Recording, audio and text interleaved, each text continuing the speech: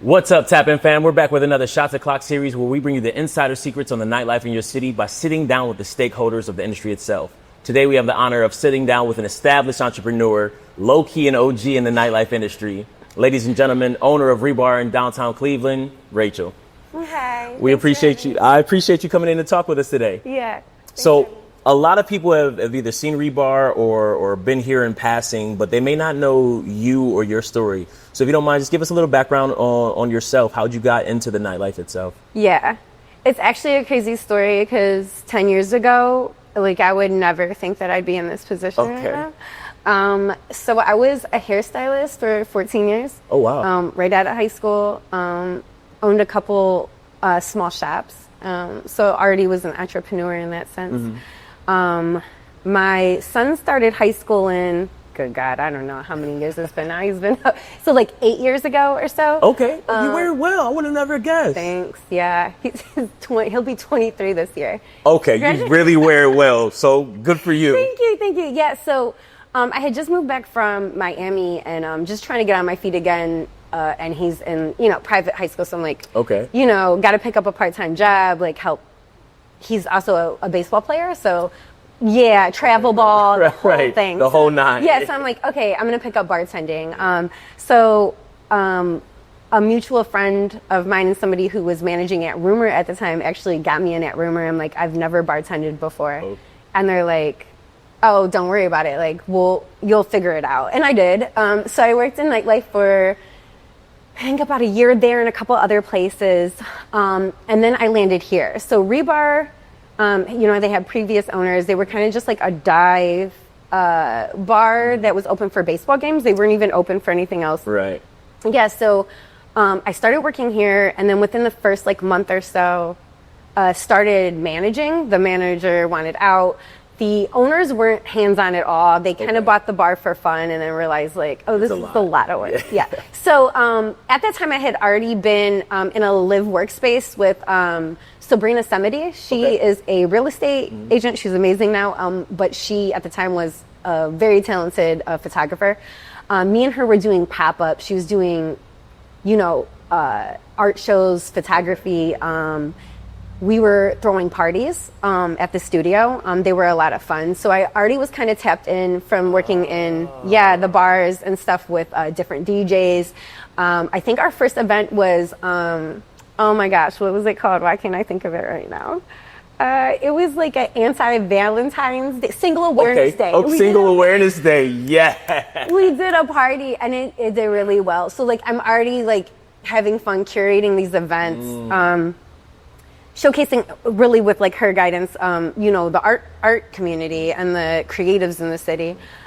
So when I had the opportunity to start managing, I was bringing in DJs, doing a lot of local stuff with a lot of local artists. Within the first 4 months of taking over, quadrupled the sales, and the owners are like, "How are you doing this?" And I'm like, I don't know. Yeah, literally. And then just you wouldn't think it transfers over, but it really does. A lot of the things in business I learned from having a salon is just transferable, it's still customer service. So they were working on a big business deal at the time, and they're like, if you could just run this without putting us in the negative, just here's your pay, do this for the next couple months. So I thought they were going to ask me to be the GM at the end. They sat me down and they were like, look, we just bought this for fun. We don't know what we're doing. Do you want the bar? And they sold me the bar. That's a great opportunity. Yeah, they actually financed it for me. Yeah, wow. I mean, it was an amazing. What a journey. Yeah, it's really unbelievable when you think about it. So that's how it all started. Okay. We started doing shows with local artists. Okay, so I was gonna say, so you took over ownership. Walk me through the first couple months, the first year per se of your ownership of ReBar. Yeah, it was a shit show. Just a crash course. There's things I learned from being in the industry. I'm like to think I'm an observant person. So there's things I learned from things I seen that I didn't want done. So I learned that way. And then things that I did see that worked with places. So it was really just figuring that out. The old owners were great. Like, they gave me a great opportunity, but because they weren't hands-on, it was a shit show. I mean, there was a lot of paperwork, a lot of things that weren't handled that they didn't even know about. So it was just like getting through all that. And the irony of all this is the sale went through, I believe, August of 19. Okay, and then the world shut down. The world shut down. Right as I was figuring it out and we had a nice flow going and stuff, the world shut down. Yeah, that's rough. But trial and error, like you said. Yeah, and it gave me a great opportunity. With the business being so new, banks weren't, I reached out to a couple banks. I wasn't getting approved for loans for the renos that I wanted to do, what we're sitting in right now. So the pandemic gave me that opportunity to take your time and to draw capital. I was able to get a disaster loan, and that's actually what paid for the entire renovation on this side. Beautiful, awesome. Yeah. So during that time, a 9-month project turned into like an 18-month project.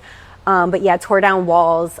Literally, this side had no water, no electricity, it like ran everything. Yeah, I remember early, because correct me if I'm wrong, but Glenn did the painting. This one, yes. This one, yes. Yeah, so I remember seeing time lapse and different clips of you guys renovating and then turning this space, because I didn't even know this was here. I remember ReBar at first. I thought it was just that side, right? Like speakeasy type bar. No, it was. Okay.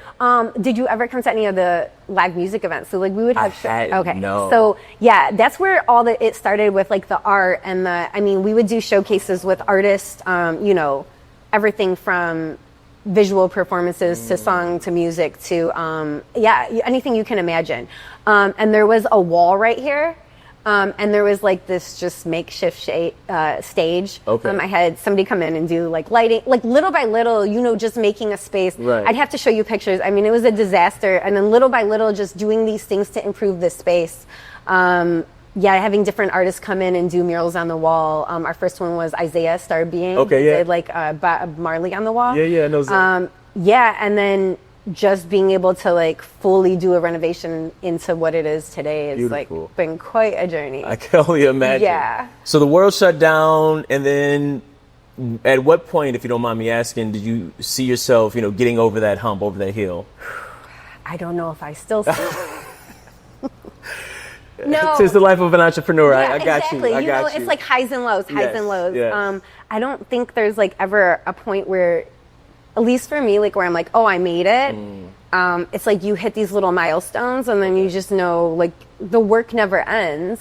It's continuous. It's I think more and more like being an entrepreneur and just getting older, like learning that, a lot of times people focus on like these long-term goals and stuff like that.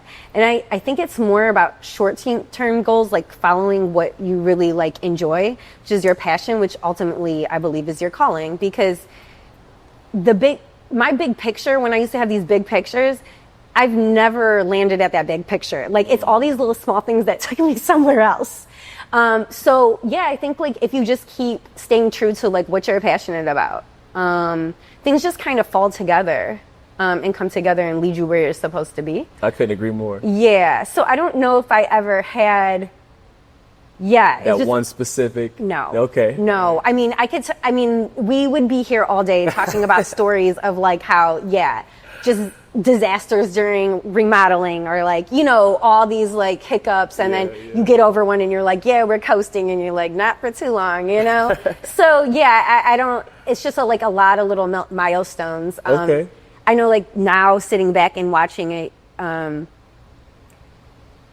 think now more I'm like feeling like accomplished, like looking back. Sometimes you have to look back through pictures and like text and stuff to like realize how far you came. Yes. Because when you're in it every day, it's kind of hard to see like where it started. So I've been doing a lot of that actually recently. Okay. Just reflecting on where you were compared to where you are. Yeah. I love that. Yeah. So you talk about the disasters, but in the last few years, I've seen a lot of success come out of here. You. So I've seen, a lot of great DJs, a lot of great performers, a lot of great artists. I've even seen a lot of, great artists and creatives in the city just come to hang out and be a part of this space. Yeah. So you've really curated something where people can come and feel welcome as well as feel inspired. If you don't mind me asking, how do you go about finding or curating the talent for some of these weekends of the event? Is it seasonal? Do you have residential DJs, talent? Yeah, so everything here is very organic. Okay. You know, it's that community-based idea. So most everybody that I've ever met or had anything going on here is because, you know, somebody I already know who's a creative introduced me to somebody else, and it just kind of grows off of that. Okay. Yeah, so it just depends. I'm always open. I tell people all the time, like, just shoot me the idea. Like, if I think it's bad, I'm gonna tell you. Like, Okay. Or I'll tell you how we can like adjust it Good to to know, make good it to a good know, idea. right. But like a lot of times I tell people, like, don't be afraid to like come to me with like ideas. Like, we even have like a regular who has this great idea that we're gonna do, and he has nothing to do with like nightlife. He's not a DJ. He's got a great idea for a night. So like, we're going to do it. Awesome. Yeah. So it's all just organic, building community. I love that. Yeah. I love that. Yeah, and just to heighten on that, because this past weekend you had a great event with Javier Davis, Yes. 1-800-SOS. It's the Spin Alive, it's his band, but live DJ, live musicians. And that was the first time I had seen a full band in this Yes. space. They turned this entire space into, you know, a ground level stage, but you had keyboard players, saxophonists, bassists, drummers, and a DJ, and another DJ up in the booth. So to see how that space was utilized and packed it out. Oh my goodness, the energy was so live. So I'm really grateful that I got to be a part of that, especially leading into this interview, because now I see how, you know, that organic chemistry comes together to create the community that is ReBar. And that's what it is. I think the most important part about curating nightlife is to be intentional. And it's creating the atmosphere. Everything from who you have DJing, or like how we had the live band, to the staff, to, you know, even the security at the door, right? Like, everything's at a certain standard to create a certain atmosphere, which then attracts a certain type of person that just adds to that atmosphere. Okay. Yeah. I love that. Chemistry at its finest. Yeah. So from your professional and personal opinion, what's the most important element of a packed club? Oh, the atmosphere. I think. Okay. No, for sure. 100%. It makes or breaks it. It's what makes like a successful night, where people are happy and dancing and, you know, just experiencing joy and freedom, versus, you know, some negative things that can happen in nightlife. Yeah. So how long have you been in this space now, ReBar? You guys have been here for... since 2019, when I officially bought it. And then with the remodel, we're in 2025. So 2019, and then 2022 is when we officially with the expansion. But 2019, So from within that 6 to 3 year window, you've seen a lot of changes within downtown. Yes. From your perspective, how have things changed within the city? Yeah, I mean, I definitely think there's a shift, especially when it comes to nightlife. I think people are really looking for more intimate experiences, like how we had with the Spin Alive, you know, parties like Happy Endings, parties like Forgotten Club Bangers, Gumbo, things where it's curated to give you an experience. Not just here, I think nationwide, I travel a lot. We're really getting away from the table service, bottle service era, which I'm actually really excited about. Okay. Yeah. Some club owners are hit or miss, but I love to hear that from you. It goes back to atmosphere and energy and creating an experience. I think there's a time and place for it, right? And there's a way it can still be done where it's like exclusive or celebratory. But when you have these spaces, like beautiful clubs, right? Great DJs, but there's more table service and bottle service sections than there is a dance floor.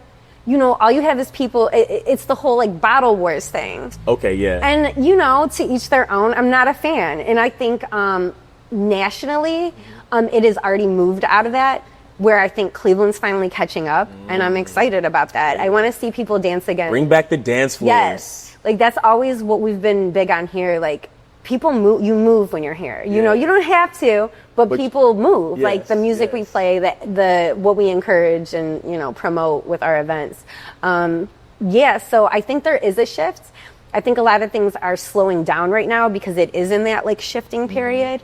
But there's so many creatives that like Javi, Navy Jade, Nick Nick, SO, Corey. Step, I can go on and on. I'm probably forgetting like a whole bunch of them, but all these people that are like really pushing that whole like dance influence instead of just like the traditional nightlife where, show up and show off. Like, come on and have a good time. Like there's nothing wrong with that, but you can like have a good time too. I mean, we used to get dressed up, full makeup and still sweat it out. Like, like you still in our casual business attire in the clubs. Come on. Literally. But yeah, I think I'm looking forward to that coming back. And even like I think I see a lot more type of craft cocktail lounges.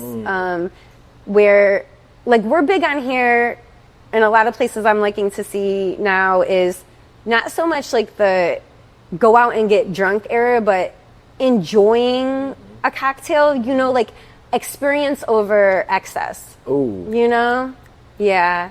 So I'm excited for that. As am I see the shift in the city for sure. I appreciate that input. What's one thing you feel that the Cleveland nightlife has that other cities don't have? I don't think there's necessarily anything, to be honest, right? Like, so many different cities, right? People will have ideas and they, but I am excited. Like, I think we have things that are very unique, like the Spin Alive. I know I keep going back to that. Gumbo, they have the horns with the DJ. Stuff like that, more interactive, a lot of interactive type experiences. And they might be other places too, but I think it's really cool that we have that here. For sure, I agree. I think the city, real musicians, real DJs are thriving in the city right now, right? It's not just showing up to show out. They're coming through and they're curating. They're catering to the spaces, to the crowds, to the creatives. And I love to see this shift as well. Yeah. What do you feel is one thing that's missing from the Cleveland nightlife? I think kind of going back to talking about that shift, I think we need more spaces that encourage dance and freedom. I've seen a lot of change, but I would love to see more inclusive places. It's always something I've really worked really hard at to make sure everybody feels welcome here and that we're not labeled as one type of bar or another. Okay. I think Cleveland, unfortunately, is really behind when it comes to that. Other cities, it's not like a thought. I've never heard my friends in other cities when I'm out say like, this is this bar or that bar. Like it's a place we go. So I'd say that probably. Well, I'm excited to see the shift, and I love the fact that you have, I won't say started it, but initiated it here for sure. Yeah. Thank you. Now, you mentioned it a little bit, but what do you think is the most overrated part of the nightlife culture? Bottle service, table service, listen, sections, bottle wars. Again, like I said, to each their own. Like, and don't get me wrong, I think there's a time and place. Like, I'm older, I want somewhere to sit down if there's nowhere to sit down, right? If we're going out for a birthday party, I think there's still a way to do it, right? Where you can still have fun with it. More of the culture of like just standing around. Wallflowers, taking pictures, the acting like we're having a good time instead of actually just having a good time. Yeah. Well, I've never seen too many wallflowers here. I see people dancing all the time, interacting. And you always bring out good talent, so we're grateful for that. Thank you. On a personal level, where do you see yourself or ReBar within the next 5 years? Yeah, that's a good question. Kind of going back to like the long-term goals, like I don't necessarily have a long-term goal for that. Like I don't know what the next, what happens in 5 years, but just continually like chipping away at building with the community, curating events, and just being adaptable to like the needs of, guests and people and what the community and city needs. I think that's it. Well, I think you said it earlier with living in the moment, and then you look up and you're like, wow, look how far we've come. Yeah. So I wish that continuously for you. Thank you. Thank you. Any advice to upcoming entrepreneurs or anyone looking to get into ownership of a club or a bar? Yeah. If we're talking specifically club and bar, it is not easy. There's nothing easy about it. If you're doing it because you think that it's going to be a money grab or something, it is not. You really have to have a passion for whether it be food, it's the restaurant part of it, or the music or the community, whatever it is. You really have to have a passion for it. But it's definitely doable. Like I said, I never would have thought that this is where I'm at, 10 years ago. This is not even something that was on my radar. So I would say just, I tell people the only way you can fail is by not trying or giving up. And even if what your initial goal was or vision isn't where you land, you're going to land where you're supposed to, as long as you just keep working towards what's driving you. I love that. Yeah. So I want to backtrack a little bit because you did mention, food and cocktails. Because Yeah. you guys have a custom cocktail menu. Yes. You've got a great food menu. Yes. Do you have a team that you curate that with yourself? No. Or So Jeremy, my partner, he handles front of house. He's a really talented bartender, photographer, all this Awesome, stuff. awesome. So he curates the menu and then takes the pictures of all the cocktails and stuff. So that part. And then when I initially first opened, I did a partner kitchen with La Plaza. Okay. And we did that for the first year, and then just realized I kind of wanted more control over the space. So I actually curated the entire menu myself. Yeah, I'm not a chef by any means, but I can cook some shit up. I come from a family of cooks. So most all of our sauces are made from scratch. Everything's very, it's food I would eat or I would make at the house for my friends. Yeah, so elevated bar food. Yeah. I love that. Yeah. And you were serving food until, I won't put a specific time on it, but late. 1. Yeah, our kitchen's open till 1 a.m. Listen. Yeah. You can come to ReBar and get food at 1 a.m., 1 a.m., which is rare in the city these days. Yes, so, yes. And it's great food. Thank you. Yeah. Crazy. I mean, I might be biased, but yeah, like we say. I've had it myself. I Yeah. ordered food here, ate it, was like, this is going to be great in an hour, and ordered more to go. Good. So, Yeah, no, that's good to hear. Yeah, I'm glad. so I definitely appreciate the custom curation of the cocktails yeah. as well as the food. Yeah. All right. Well, in closing, 2 things. Do you have upcoming events that you would love for people to be a part of going on here at ReBar? Yeah, we always have fun new stuff going on. We try to keep it fresh. One thing that we do always have consistently every last Friday of the month is our R&B night. Okay. People love it. It's a great time. The DJ switches up, but it's always great R&B music, everything from old school to even new school, which is really fun. People have a great time with that. Next month we have Forgotten Club Bangers with Step One. Yeah. We always post every week what we're doing. This upcoming week is our R&B night. We have Chromacopia after party. Okay. And then we're open for all the Guardians home games.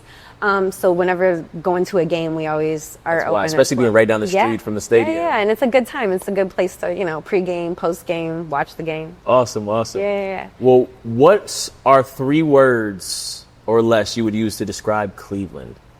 3 words or less to describe Cleveland. Grit, drive,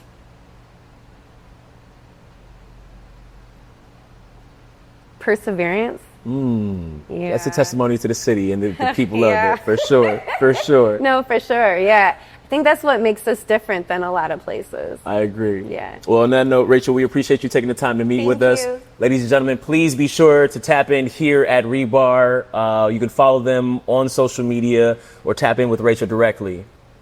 Appreciate it. Thank you. Thank you so much. Thank you. This has been great.